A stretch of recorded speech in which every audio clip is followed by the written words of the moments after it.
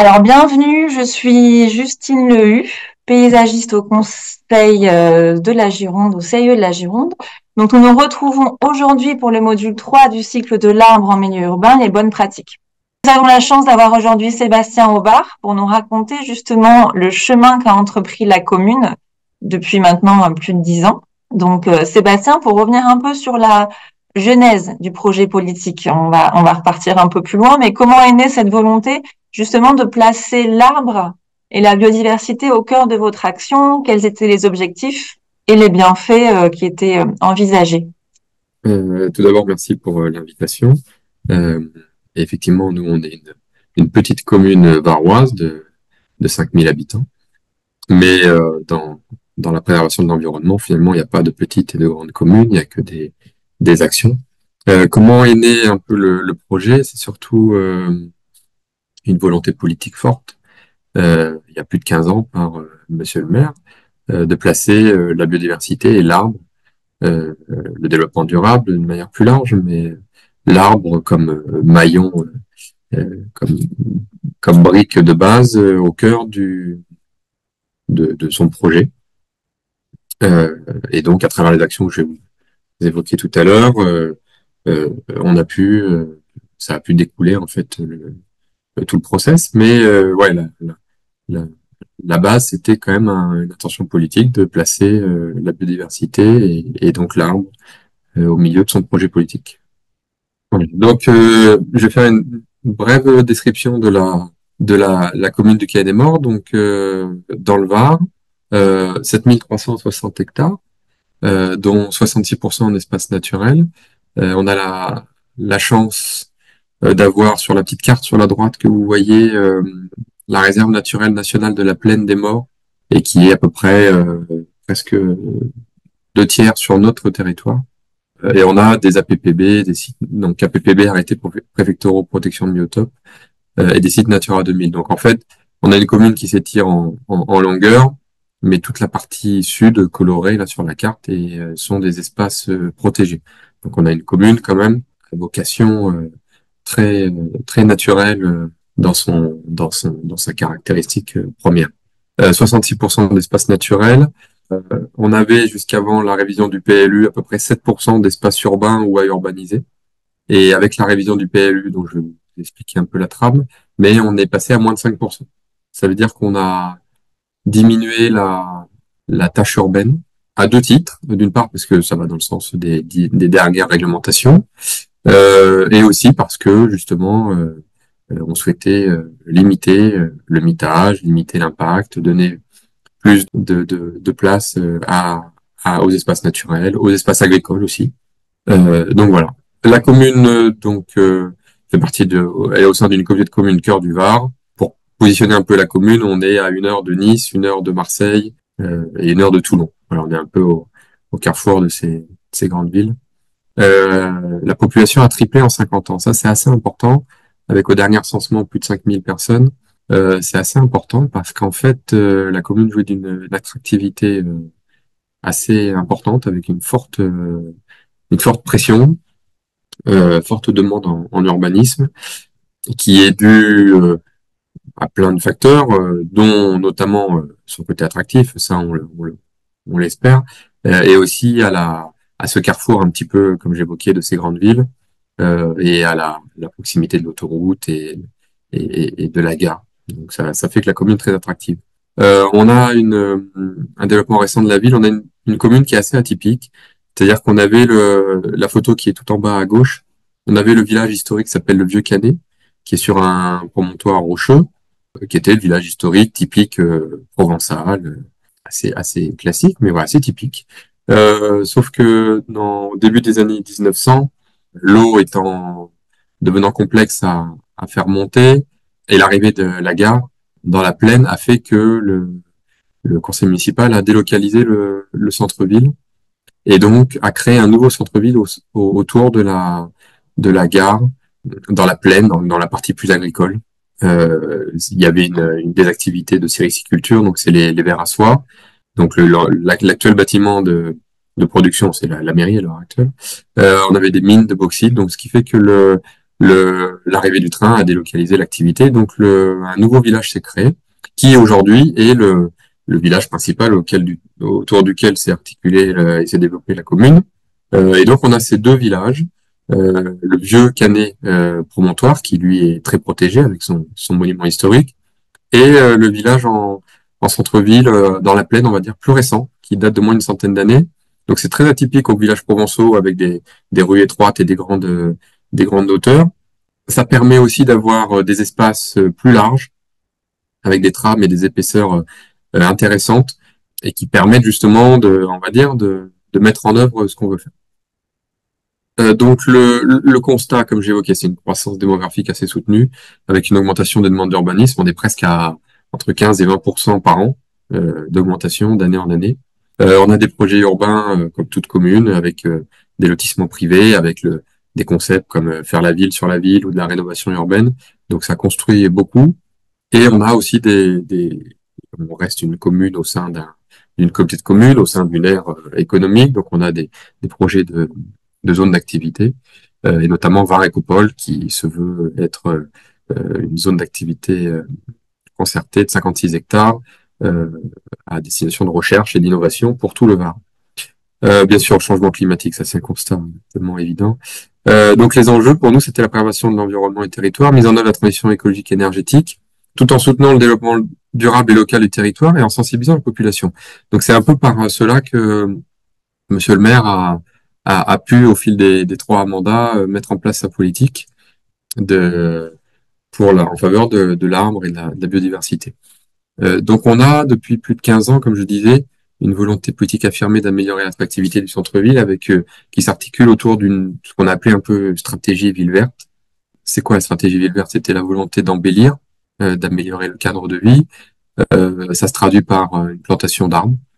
Donc depuis 10 ans, on est à peu près à 300 arbres et on a fait le diagnostic arboré pas plus tard que ces dernières semaines sur la commune, dans le centre-ville, sur espace public, on est à peu près à 1200 arbres. Là, j'ai mis 700, c'était l'ancien diagnostic de 2015 et depuis là, les chiffres sont tout récents, on est presque à 1200. On a augmenté la surface en espace vert, c'est-à-dire que dès qu'on peut, on préempte. On a mis en place un système de micro-espaces de micro-espaces verts sur lesquels on plante. Dès qu'on peut planter, on plante, ou on maintient bien sûr les arbres présents en les suivant, comme je disais, avec un diagnostic arboré qui est mis en place. J'ai mis l'accompagnement d'experts parce qu'en fait, on est aussi parti du principe depuis ces nombreuses années que on reste une petite ville, on a des compétences, mais il en manque. Donc, on n'hésite pas à se faire accompagner d'experts, si possible localement ou des entités nationales, avec des associations locales, mais aussi nationales. Donc, on a des conventions avec la LPO, PACA, donc la Ligue de protection des oiseaux. On a des conventions avec le CEN, donc le Conservatoire d'espaces naturels, PACA.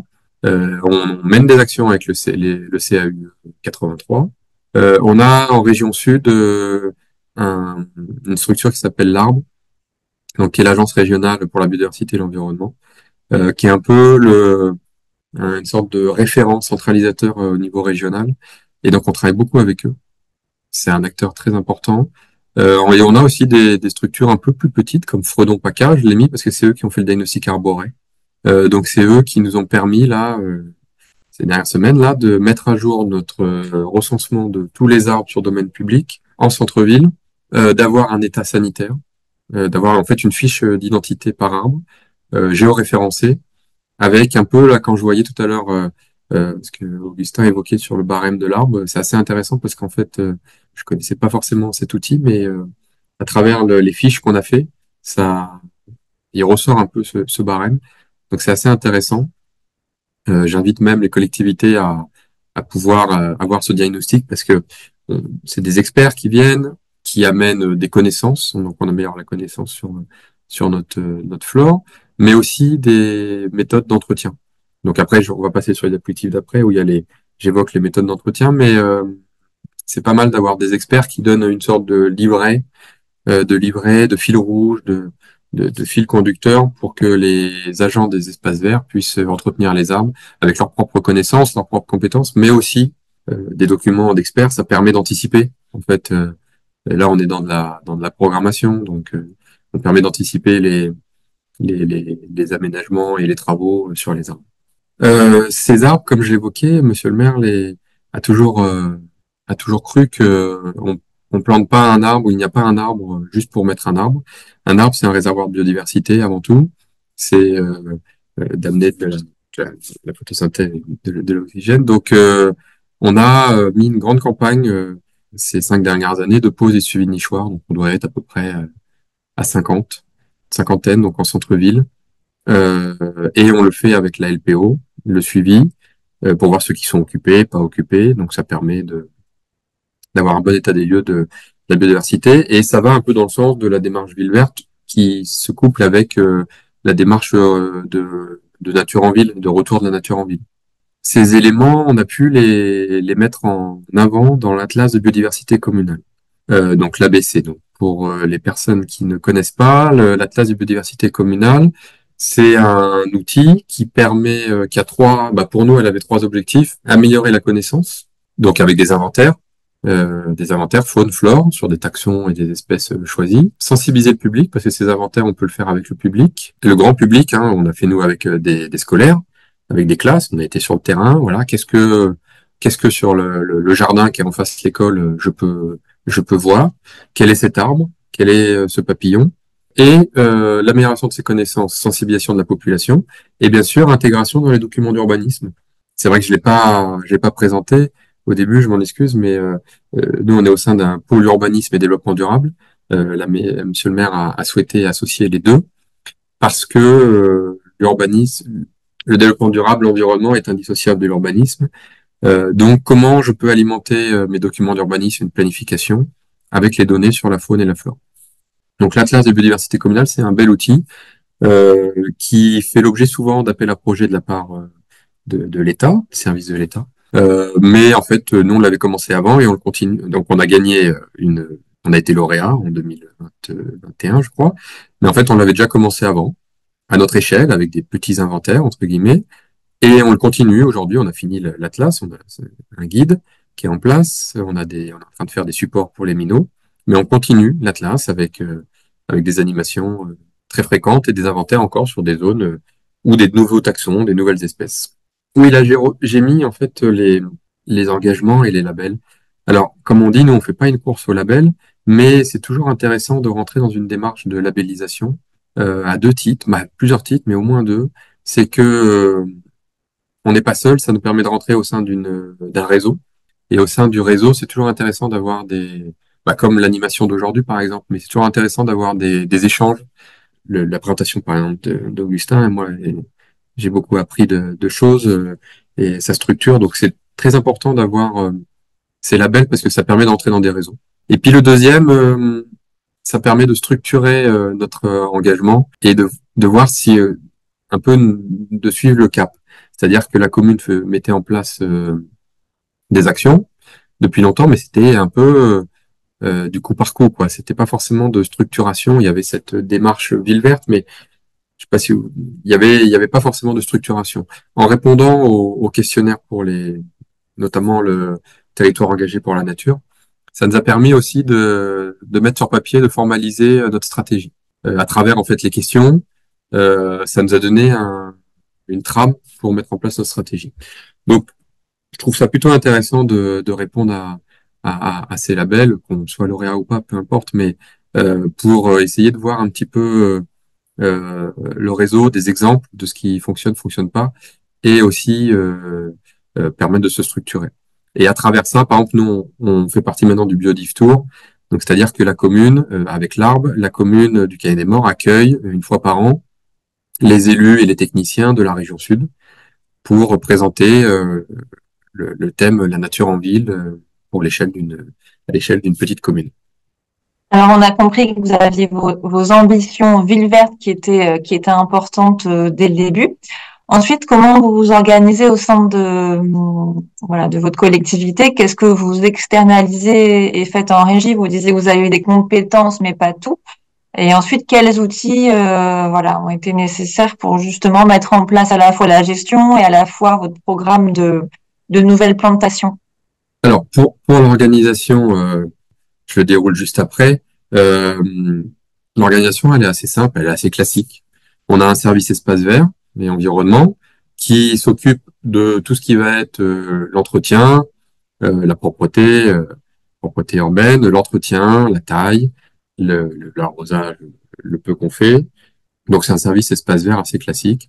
Par contre, on peut faire intervenir des prestataires extérieurs pour de la manutention on va dire des forts travaux dans les arbres ou pour couper des arbres si vraiment on n'a pas le choix. Voilà, là on peut faire appel à des entreprises extérieures, des élagueurs, mais sinon on fait tout avec nos 6 ETP. Et quand je dis tout, ça va aussi à faire notre propre broyat et notre compost, notre propre broyat et le paillage du coup qui va avec. Donc en fait la plantation, l'entretien de A à Z est fait, le choix est fait par la commune en lien avec le service espace vert. On va sélectionner sur site en Isère des arbres de haute tige qu'on va planter. Donc c'est les gars eux-mêmes qui vont voir sur le terrain. On se mène là-bas une fois par an, on sélectionne les arbres. Quand on les réceptionne, ensuite c'est les gars eux-mêmes, comme vous voyez sur la photo du milieu, qui les plantent, qui l'entretiennent, qui font voilà, tous les travaux nécessaires. La seule intervention extérieure en matière d'entretien, c'est vraiment s'il y a besoin de faire des lagages en hauteur, de monter dans l'arbre, parce qu'en fait, on n'a pas de nacelle et nos gars n'ont pas forcément les accréditations pour monter dans les arbres. Ensuite, et ce qui est lié, c'est le développement durable. On a 1,5 ETP. Toutes les actions qu'on met en place, l'accompagnement du service espace vert, l'atlas biodiversité, le travail sur l'arbre, toutes ces actions-là sont mises en place parce que on a du personnel en mairie pour les mettre en place. C'est bête ce que je veux dire, mais c'est important. Ces actions ne nous coûtent pas forcément spécialement beaucoup d'argent. Les animations, ça coûte pas d'argent. Les inventaires, ça coûte pas d'argent quand on les fait en partenariat. Par contre, il faut quand même quelqu'un pour articuler le tout. Et donc, c'est vrai que Monsieur le maire a investi fortement dans le RH et a permis en 2021 d'engager une personne à temps plein au développement durable, sachant que le 0,5 c'était moi, d'engager une personne à temps plein. Donc c'est Andrea qui est avec nous, qui a un profil technique, animateur, animatrice, et donc qui nous permet en fait de mettre en place tout ce programme Ville Verte, toutes ces actions, de leur donner du sens, d'en faire de la communication, de la valorisation, d'en créer des nouvelles. Donc ça, c'est quand même assez important d'avoir cette ETP en plus en termes d'investissement. Donc c'est un investissement fort en termes de RH, mais derrière qui nous permet de suivre et de réaliser les actions. Et notamment travail en transversalité en mairie, c'est-à-dire que le développement durable maintenant s'entend non plus au sein d'un seul service, mais au sein de la mairie. On est à peu près 80 agents, chaque agent dans son service, que ce soit la médiathèque, le service scolaire, le service technique bien sûr, réfléchit développement durable quand il réfléchit un projet et fait appel à Andrea pour l'accompagner. Ça peut être juste dans la communication, comme dans la réflexion du projet, la mise en place du plan de gestion différencié juste en bas, par exemple, les animations pédagogiques avec les scolaires, les jardins familiaux, la gestion des jardins familiaux, la gestion des ruchers pédagogiques. Voilà, tous ces travaux-là est fait en transversalité. Pour la gestion des espaces verts, c'est un peu ce que j'évoquais tout à l'heure. Euh, Monter en compétence des agents, c'est avec les formations, ça c'est bien sûr important. Création des aménagements en régie, voilà, on fait quasiment tout, on choisit les végétaux, on plante le paillage. Et donc voilà, et après par contre il y a deux outils qu'on a pu mettre en place, c'est la gestion différenciée et le diagnostic arboré. Donc la gestion différenciée, pour ceux qui ne savent pas, c'est que ça permet en fait d'assurer à des espaces différents une gestion différente. On a 4 types, nous. On a l'espace de prestige. Donc, par exemple, le parc de la mairie, il est en espace de prestige. Donc là, on va avoir un entretien plus courant avec un passage par semaine. On va avoir une sélection de fleurs endémiques locales, mais éventuellement colorées, qui va être différent des espaces jardinés, où là, on est sur le cimetière. Donc là, on est plutôt sur des espaces un peu, on va dire, où on laisse la nature un peu faire, mais on la cadre un petit peu, ça reste un cimetière. On a des espaces rustiques, ça c'est un peu tous les micro-espaces. Donc là, entre un à deux fauchages par an. uniquement des plantations, beaucoup de plantations, quelques bancs aussi, un peu de mobilier urbain. Et on a le dernier, c'est espace naturel. Alors là, espace naturel, c'est facile, on n'y fait presque rien. C'est-à-dire que là, on applique vraiment un fauchage tardif et sélectif. On est sur des espaces où voilà, on laisse la nature faire. On profite de la nature, on profite de la biodiversité qu'elle amène. On a des espaces beaucoup plus forestiers du coup.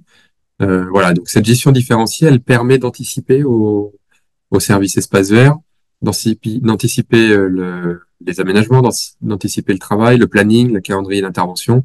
Et donc à l'année, en fonction des différents espaces, on peut pouvoir, ils peuvent pouvoir assurer, caler en fait leur programme, leur calendrier d'action, quoi.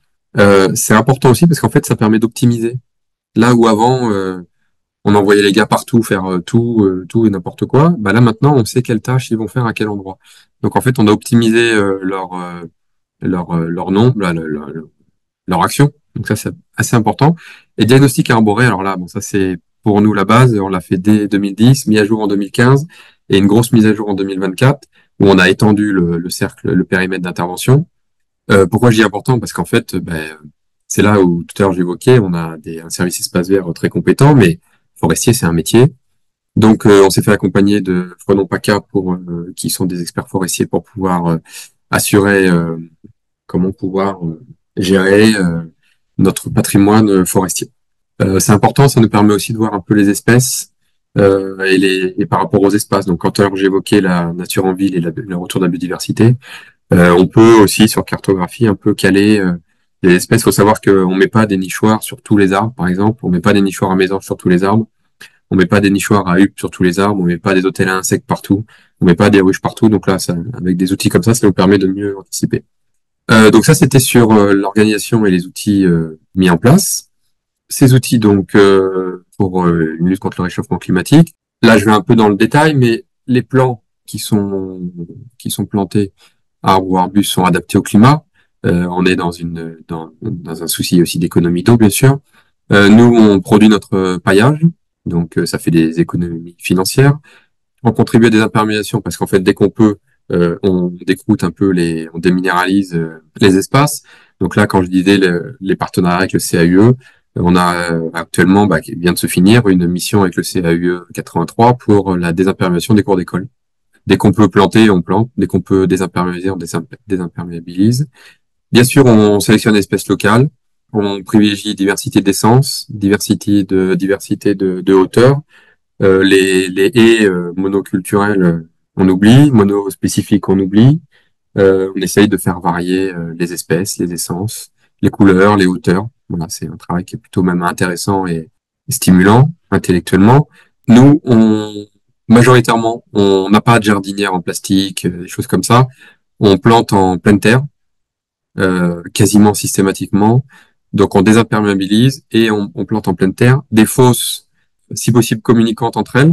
Les arbres, les arbres ou les arbres sur les parkings. Nous on fait des fosses, si on peut, de 12 mètres cubes, 9 ou 12 mètres cubes, et si possible on les fait communiquer entre elles pour que les arbres puissent échanger. La trame brune, c'est important.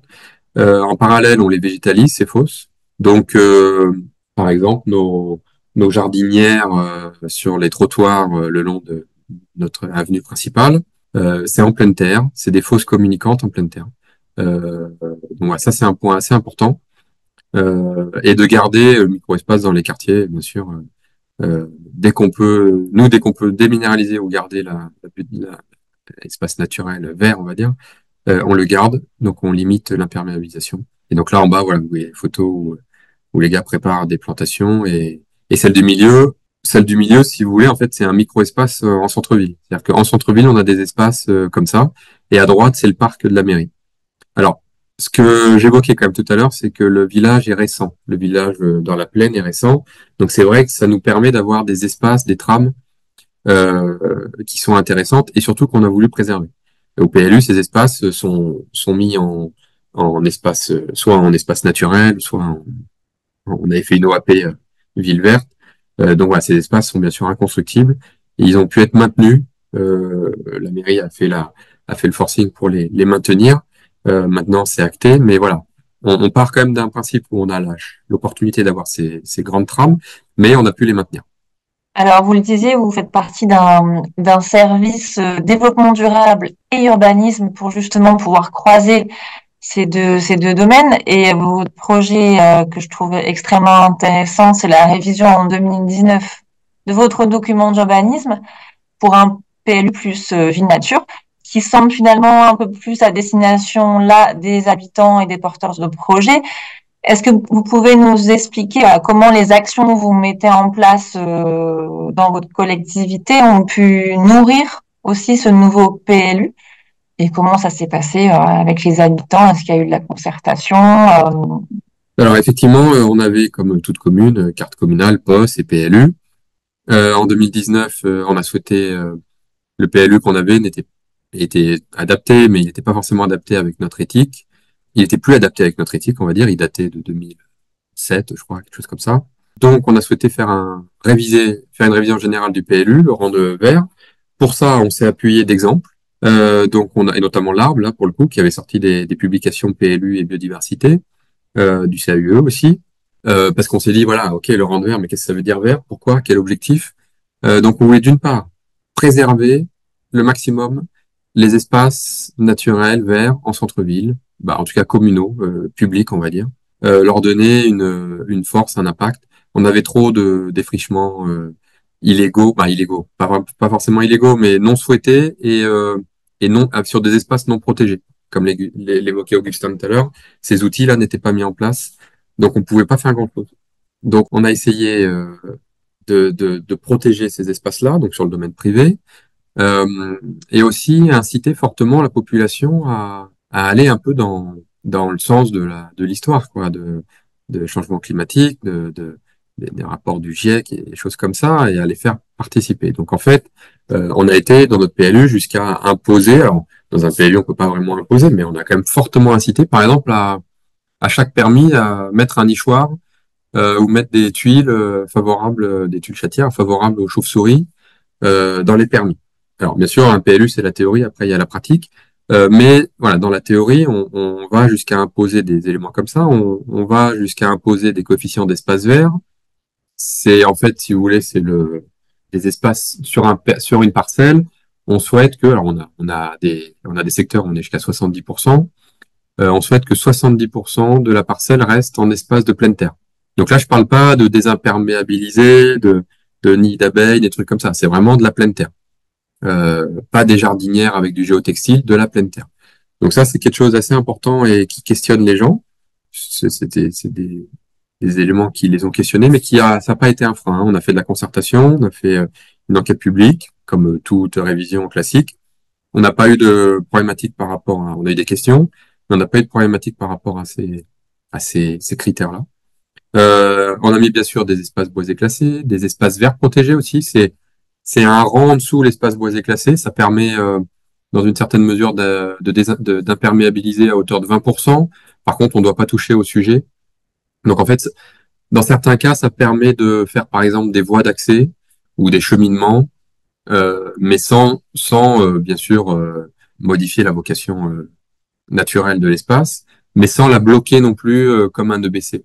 Donc ça a quand même une valeur réglementaire, hein, donc tout agent assermenté peut quand même, bah, il peut y avoir des infractions, mais voilà, donc il y a deux niveaux, espace boisé classé, espace vert protégé, coefficient de biodiversité, on a intégré des arbres remarquables avec des périmètres aussi, donc ça c'était plutôt des outils plutôt intéressants. Les données de l'ABC, de l'Atlas de la biodiversité, et ben en fait, ça nous a amené l'amélioration de connaissances et on l'a intégré dans le PLU. C'est-à-dire que par exemple, sur la droite, vous avez ce qu'on appelle une OAP, les jardins, orientation d'aménagement et de programmation. C'était un secteur qui était tout urbanisé avant, à l'ancien PLU, sauf que on a un cours d'eau qui s'appelle le Réal Martin, qui est un cours d'eau assez important pour la commune. Et en fait, à travers l'ABC, on s'est aperçu de la présence d'espèces protégées de papillons. Et donc, on a pu mettre en place, au sein de l'OAP, avec le bureau d'études qui nous a accompagnés pour la rédaction du PLU, mettre en place une trame verte et bleue, la trame turquoise, qui est la grande partie verte au milieu. Donc, d'une part, C'est vrai qu'on perd en surface foncière constructible. C'est un parti pris c'est un choix qu'on a fait. Après, on peut densifier les espaces constructibles au nord et au sud, mais on amène surtout une qualité et une préservation de l'environnement assez importante. Donc là, par exemple, sur cette OAP, on n'a pas eu de recours, on n'a pas eu lors de la concertation, on n'a pas eu de remarques sur le fait qu'on perdait de l'espace urbain. Je ne vais pas dire que ça a été bien pris, il y a forcément des propriétaires, mais ça a été compris en tous les cas, je pense. Et donc aujourd'hui, cette OAP, bah, on est en train de travailler avec, il y a des promoteurs qui travaillent dessus pour la sortir, mais voilà, on est vraiment une trame verte et bleue en plein milieu. Retour d'expérience de la gestion de l'ADS. L'ADS, c'est l'instruction des permis de construire. Donc nous, on instruit nos propres permis de construire. C'est important parce que justement, en instruisant, on voit les règles qui sont jamais appliquées, on voit les freins. Donc ça permet d'amender, de nourrir un peu la réflexion sur la révision du PLU. Prise en compte de la biodiversité. Donc là, c'est un peu ce que j'ai mis la carte en bas à droite. On a incité fortement à végétaliser les espaces, à conforter les trames quand elles existaient. Donc on a matérialisé des trames dans le PLU. On a incité fortement à la transition, donc on a mis pour ce qui est vraiment de l'arbre, des espèces, on interdit les espèces exotiques envahissantes, on incite fortement à des espèces endémiques, bienfaitrices pour l'environnement, donc mellifères, des choses comme ça, avec une obligation de varier les espèces sur un même terrain, donc on va pas planter que des chênes ou que des pins, si possible fruitier pour aussi tout ce qui est bienfaitrice à l'environnement et à la biodiversité. C'est j'ai oublié. Et oui, on interdit aussi les espèces allergènes. Et donc on le met dès l'instruction d'un permis de construire. C'est-à-dire qu'on peut faire une demande de pièces complémentaires parce qu'on n'a pas l'essence qui va être plantée. Et lors de la conformité ou en cours de permis, on va vérifier. On a refusé des conformités parce que les plans les arbres plantés n'étaient pas conformes au PLU. Je peux entendre que ça va loin, respectez pas le PLU, donc on a refusé des conformités. Et les gens râlent un peu, mais après comprennent et le font. Pour nous, après il faut pouvoir l'assumer. Hein. L'écrire c'est bien, mais il faut pouvoir aussi l'assumer. C'est ce qu'on essaye de faire. Et donc on a diminué la zone urbaine au final. La zone urbaine c'est ce qui est en rouge. Donc vous avez le secteur du centre-ville qui a été diminué. Avant tout ça, c'était constructible. Bon, ici, on a on a une base aérienne militaire sur la commune, cette partie-là, et la réserve au sud. Ce qui était important aussi à travers ce PLU, finalement, c'était de l'optimisation du foncier. Et donc, nous, dès qu'on peut, on fait de la préemption via la SAFER, de zones agricoles et surtout forestières, pour préserver nos espaces forestiers.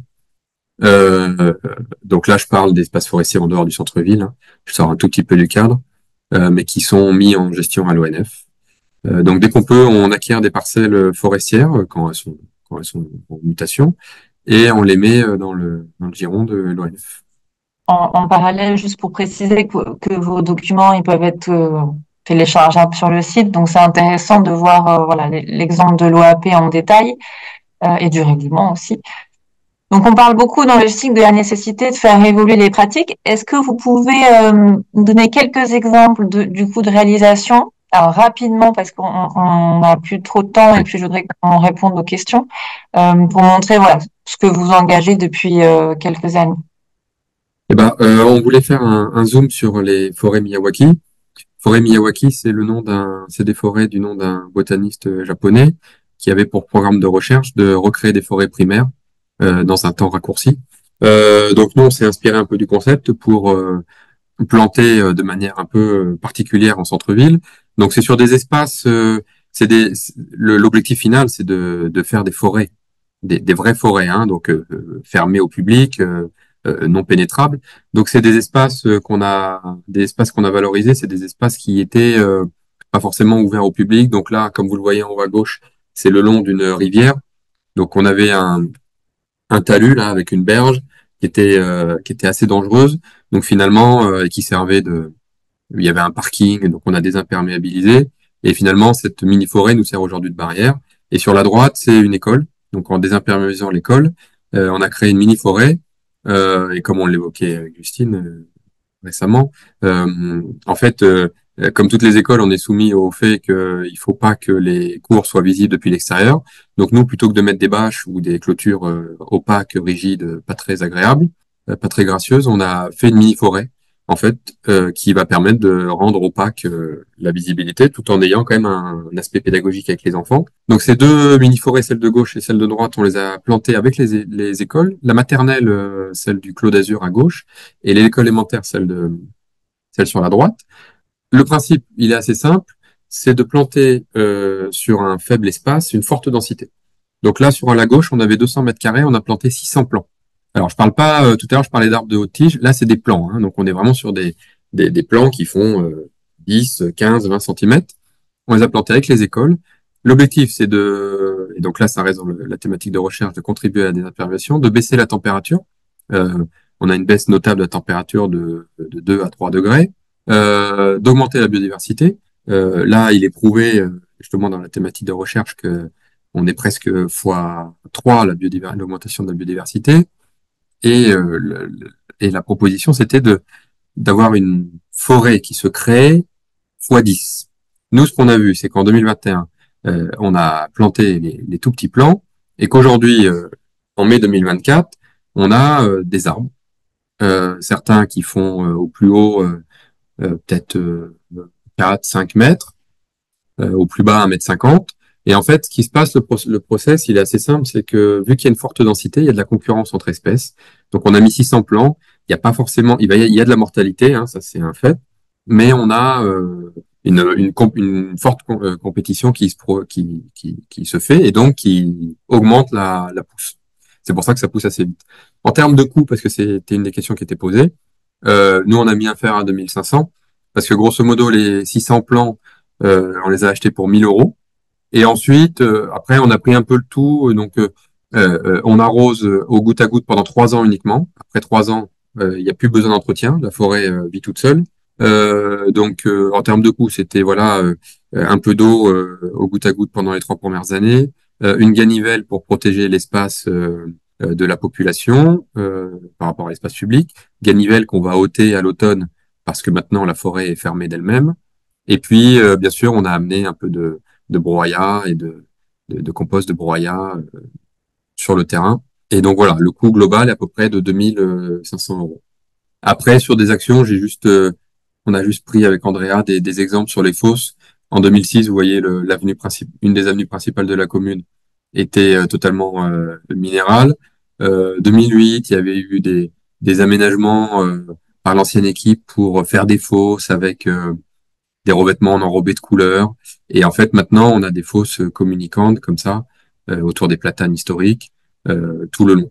Et voilà, donc ça, et puis on essaye aussi de les orienter. On les ferme plus avec des bordures.